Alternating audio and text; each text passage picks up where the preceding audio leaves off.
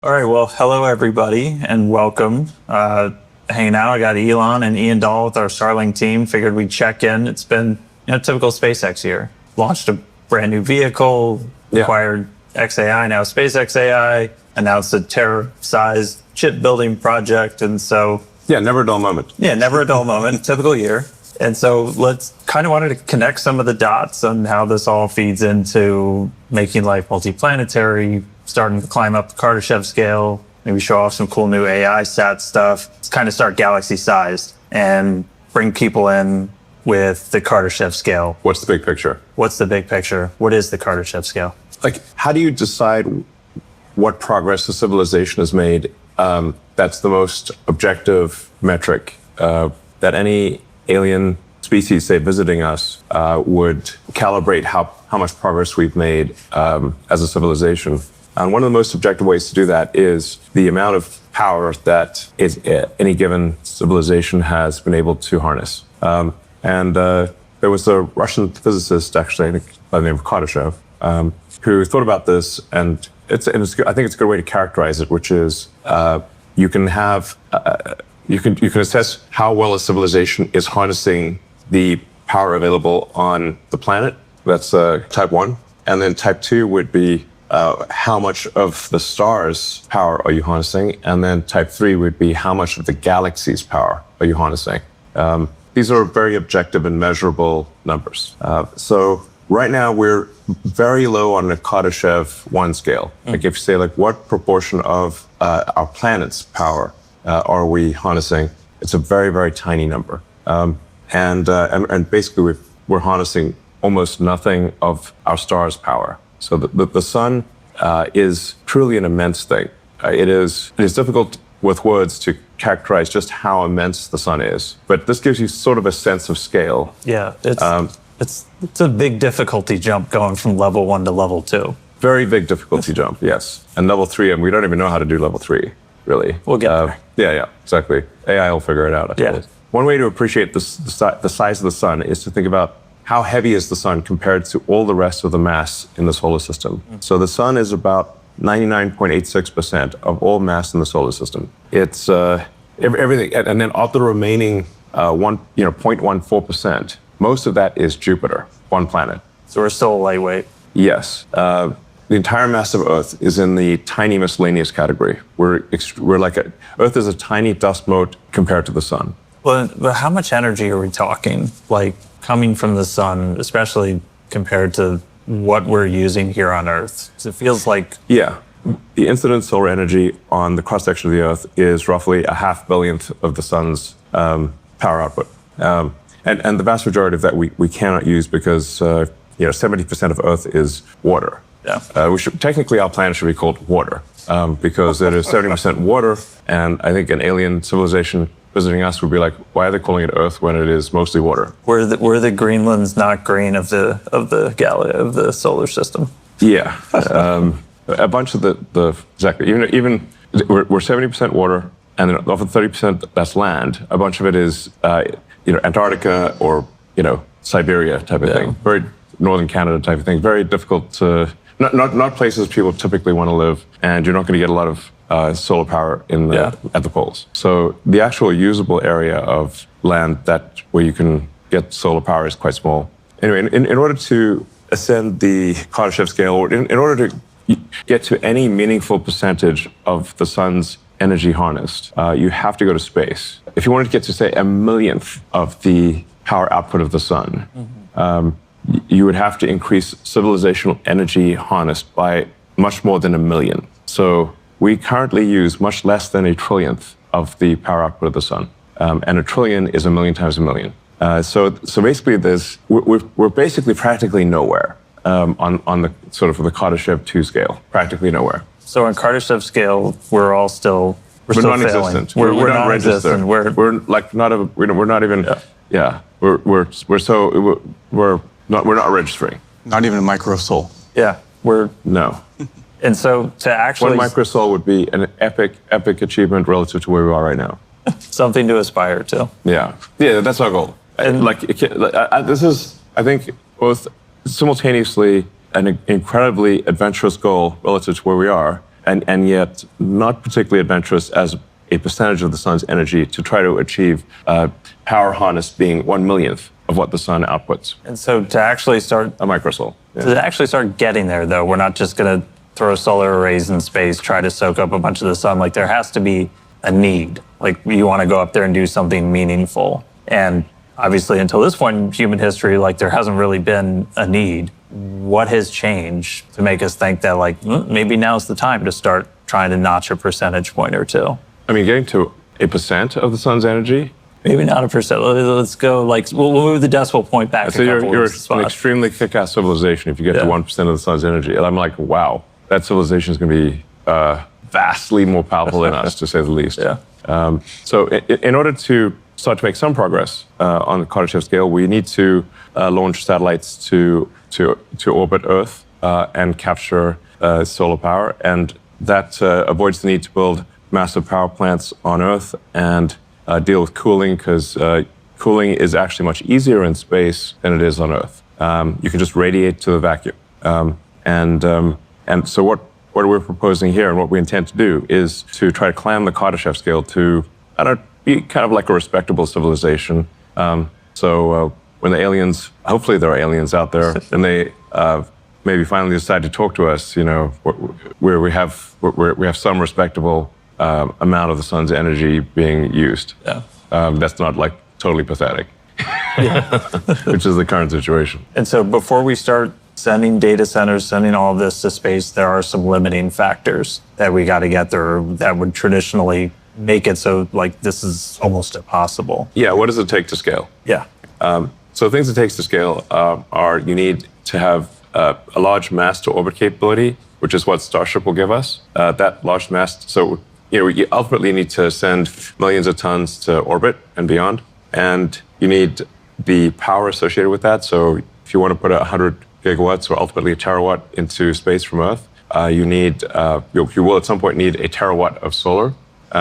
And then you're going to need a terawatt of AI chips. So the three things you need are mass to orbit, a lot of solar power, and radiators, of course, and a lot of chips. All right, well, let's start ticking down the list. So mass to orbit, that's where Starship comes in. Yeah. We just had first flight V3. It was awesome. I know you were there. It was crazy to see that rocket launch. Yeah. And like long time coming. What's Starship's kind of purpose of being? What is it going to be doing? Yeah, so Starship is going to revolutionize space, really. It's the first rocket design that is capable of full and rapid reusability.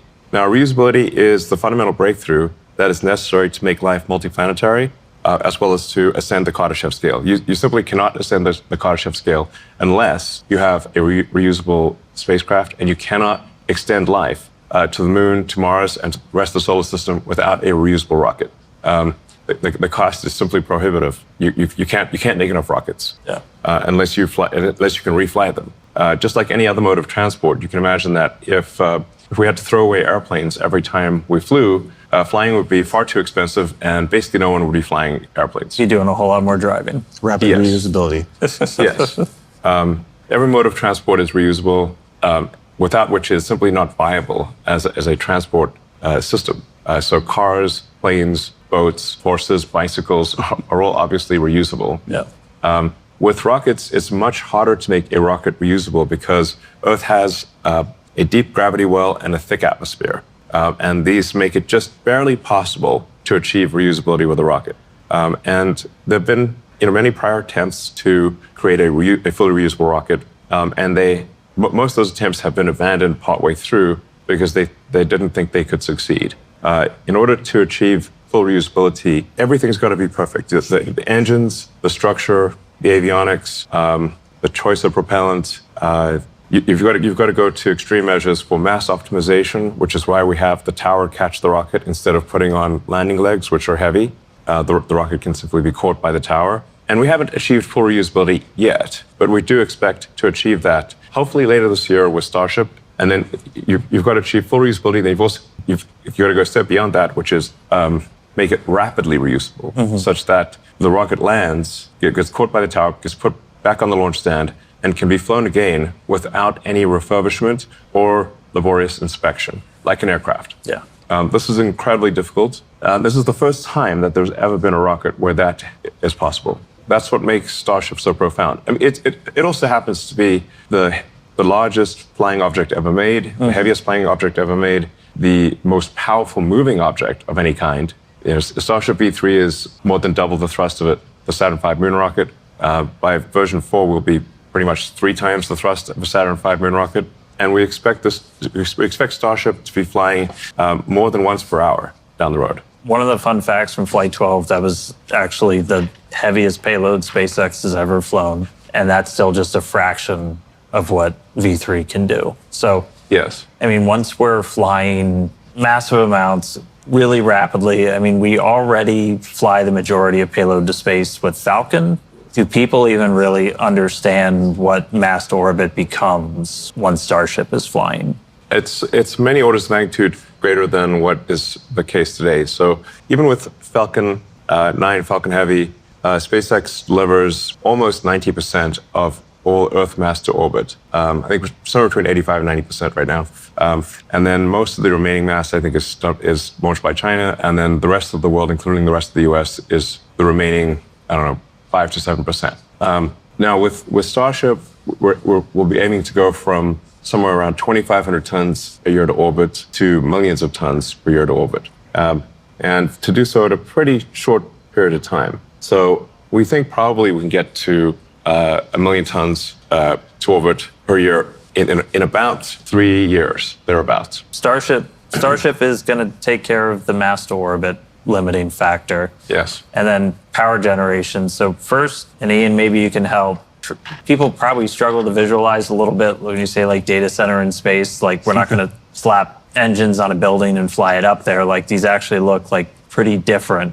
And so kind of walk through how you take something that's in a giant building on the ground and turn it into something that's functional in space. Yeah, I think it's pretty interesting. A lot of people don't actually know what the inside of a data center even looks like, right? Yeah. And it's some like mythical place where the internet's in the cloud or something. Yeah, some people envision wires, some people envision boxes, but like effectively it comes down to a set number of chips and the things that we need to launch into space are actually quite small when we look at it. The more challenging part is figuring out how do you get the power for it, and that's where a lot of what we've worked on for existing like Starwing technology, the solar arrays, are what we want to utilize that expertise to be able to build a satellite that can actually launch the critical components of the data center into space itself. We like to look at this and say like, what is the actual engineering problem here? And it's really a combination of delivering power and then taking the waste heat and energy away and sending it into the vacuum of space, as you mentioned. Yeah. Now the AI satellite is actually much simpler than a Starlink satellite. A Starlink satellite has gigantic phased array antennas. It's got parabolic antennas. It's got a lot of laser links.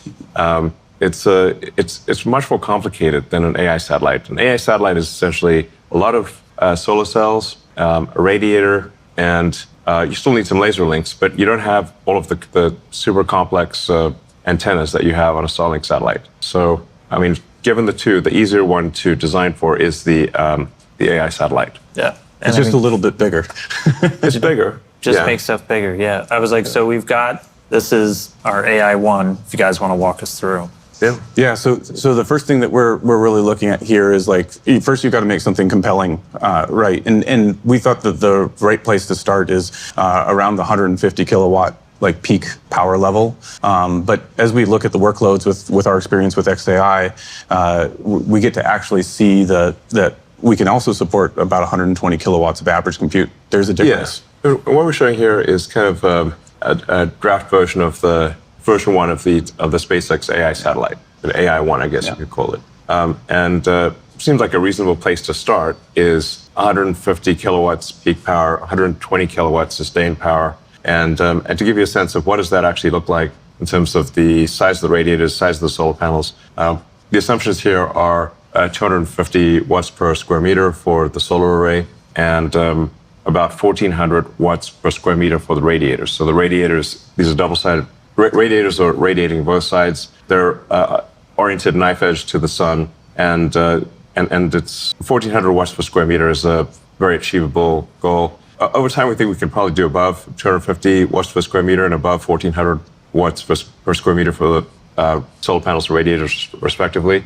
But this gives you like this is pretty much what the satellite's going to look like. Yeah. It's a lot of solar panels, radiator, and then everything else is pretty small by comparison. And these are like evolutions of things that we have actually already launched in our Starlink constellation to date. Yeah. That's really, I think, the cool part to me is that we're looking at solar technology that we already are going to use on the V3 Starlink vehicle. So I'm like really excited to then just take those and make it bigger.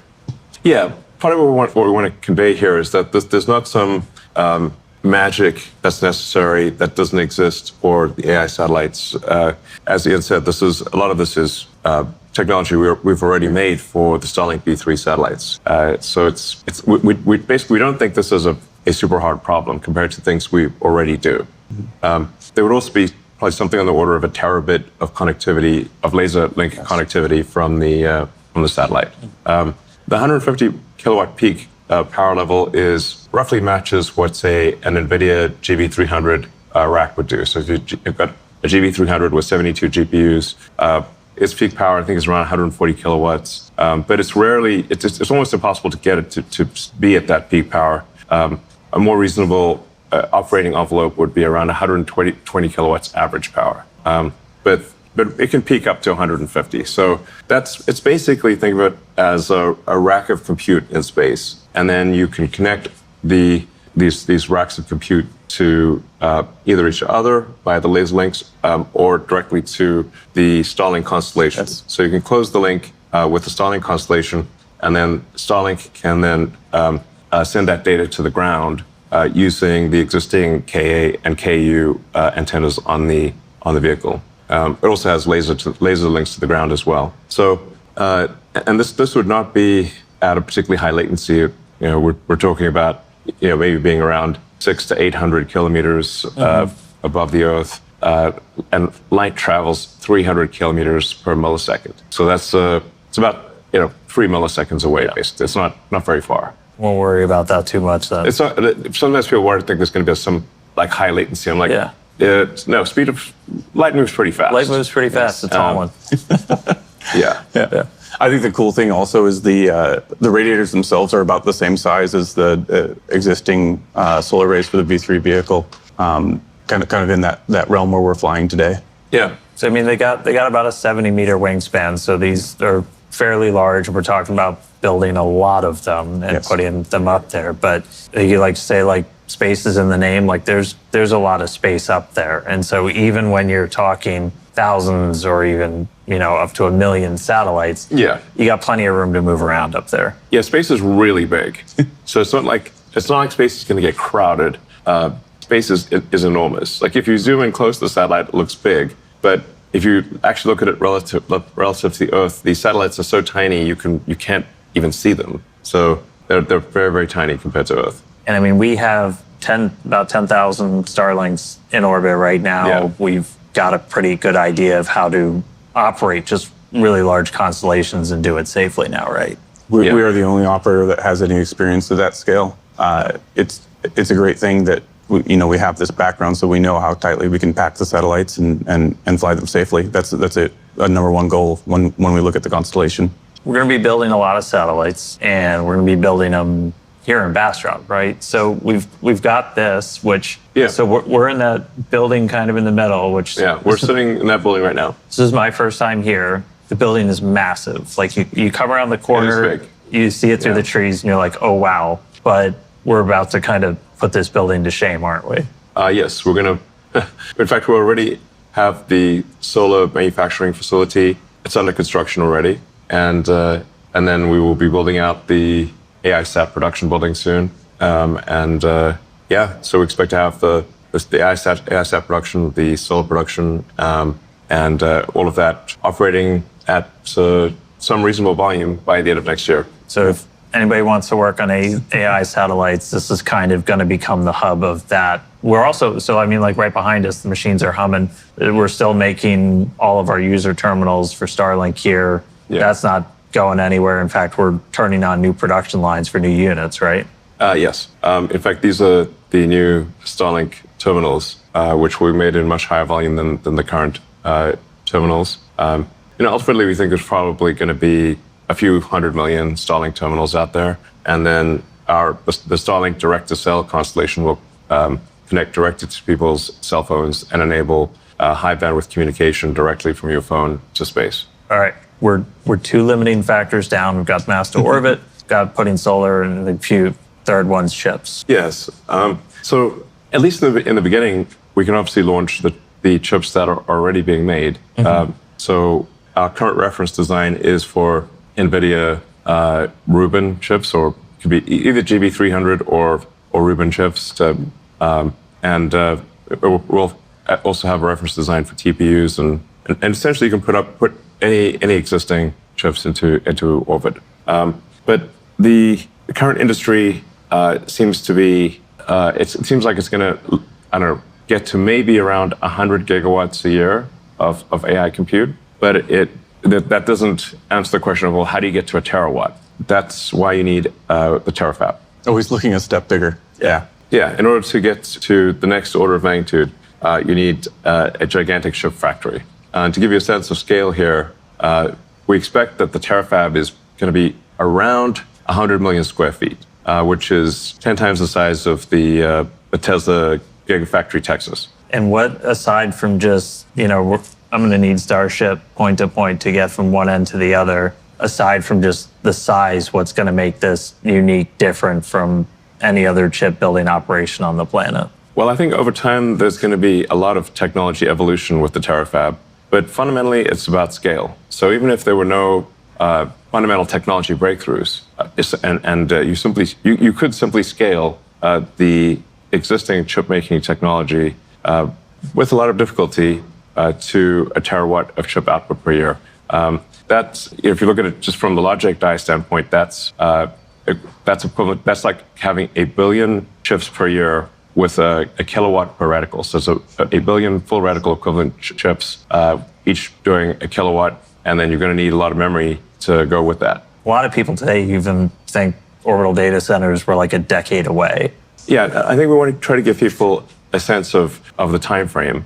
At least the time frame we're aiming for. I mean, people should take this with a grain of salt to some degree, because this is just our best guess. So this is not a promise of what we'll do. This is what we are going to try to do and think we probably can do, which is to get to roughly an annualized rate of 1 gigawatt per year by the end of next year in terms of space AI compute, and then aspirationally scale that by an order of magnitude per year. So in 2.5 years, hitting an annualized rate of 10 gigawatts a year to space, in 3.5 years, maybe 100 gigawatts. And then depending upon what progress there is in chip making in the rest of the world, and with the terafab, going beyond that to scale to a terawatt per year, which is 1,000 gigawatts, which is that's twice the current electricity consumption of the United States. No.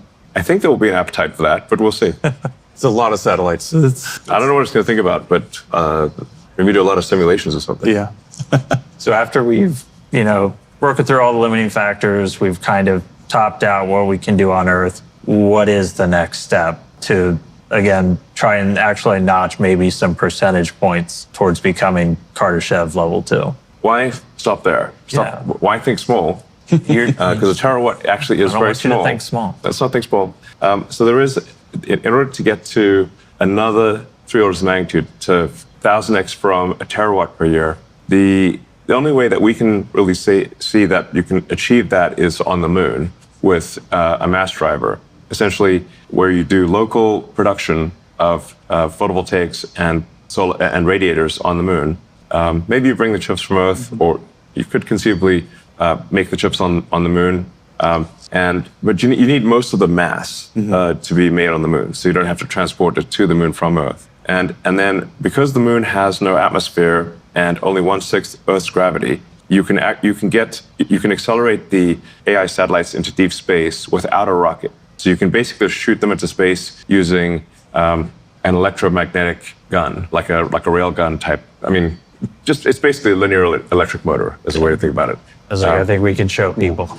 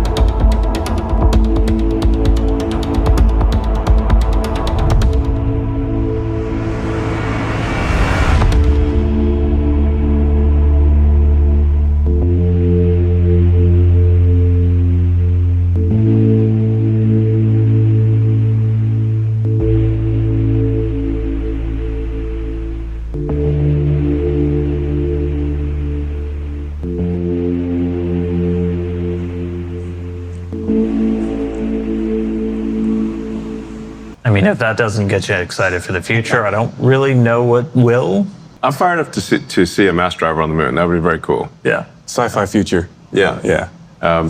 It would also mean that if we're bringing that amount of mass to the moon, it would mean that anyone who wants to go to the moon will be able to go to the moon. And I think that would be pretty cool. Yeah. I'm going to be jumping first in line to get up there. Yeah, I mean, everyone should go to the moon at least once, I think. Yeah, just once. Yeah. You can move there if you want. You can go live on the moon. We'll see. Thanks, guys, for chatting with me for a little bit. All right. Excited to see a whole new kind of satellite, a whole bunch more Starship launches, more chips, more solar, more everything. It's a big future, but I'm excited to see everybody at this company go out and build. All right, sounds good. It's exciting. Great. Thanks, guys.